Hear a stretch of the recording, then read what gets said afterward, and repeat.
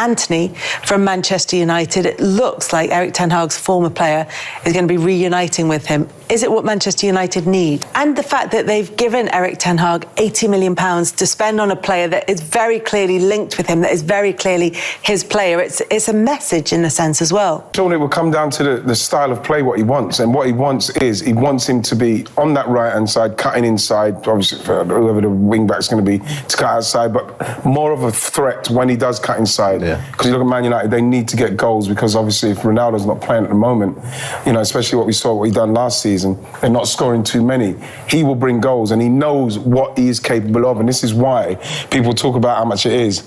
I've got no problem with that. I think you have to pay what you have to pay now. It's just the way it goes. And like I say, if he can fulfil, because Ten Hag trusts him, he's going to be a top player here. I think I think Ten Hag is also, unlike some other managers that have come into new clubs, obviously Antony hasn't been part of the pre-season, but I think he's had such a long pre-season now where he would have been doing all that prep, and even once he finished Ajax, all that prep of all the other teams, to know that once he's got the players and he would have had targets at the start of the window, I think he would have known how it was going to fit, and it won't be that he needs to rush and for it to make sense. But I mean, who knows, because United have been burnt how many times before. But he's also, Ten Hag made a point of saying the players aren't doing what I'm asking them to do. This is not about them executing my poor plan. This is about them poorly executing my instructions. So finally he's got a player in, pretty much, who knows exactly what he wants. Well, that's exactly right, because like he's saying, you know something, I'm going to buy him because I'm telling them to do it, they're not doing it. And it's like I say, I wouldn't want to dig Elanga out, but like, he's played a couple of games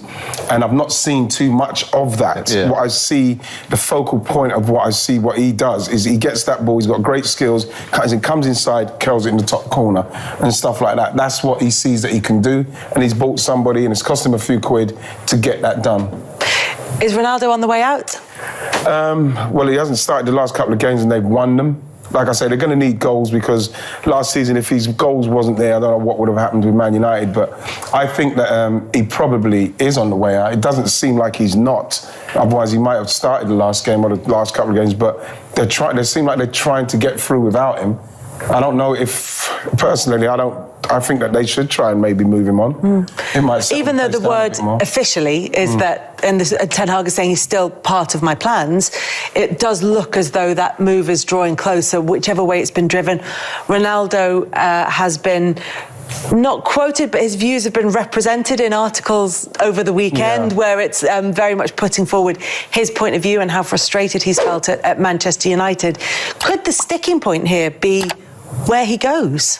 It's wages. I mean, really, who can afford and him? And the entourage that comes with it. I just don't know who can afford to take on that, everything, not just financially, but everything that comes with having a player like that. I think that's why he's running out of options. I mean, thinking about where Arsenal were with Aubameyang and how that went right down to the wire, as I'm sure lots of people have seen in the recent documentary, like how that went down to the wire and they had to figure something out because there were so few clubs that could afford to take him. And I think that's going to be the same situation right up until the deadline. They're going to be ringing clubs and saying, can you make space in your budget? And I think for United, it will be really important to make space for themselves, because they're not really offloading enough at the moment to free up probably as much as they would like to work with.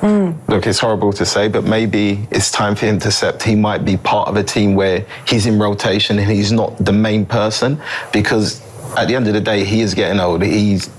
He looks phenomenal, he still works hard, and as you said, Daddy, he still gets you loads of goals, but at the minute it looks like the team's going in a different direction. They're picking up better results without him in the team, so maybe he either fits into the way they play or he comes off the bench and does what he has to do. That's the way I'd look at it, because like Flo said, he's going to have problems getting rid of him, and at the minute it doesn't look like anybody wants to take him.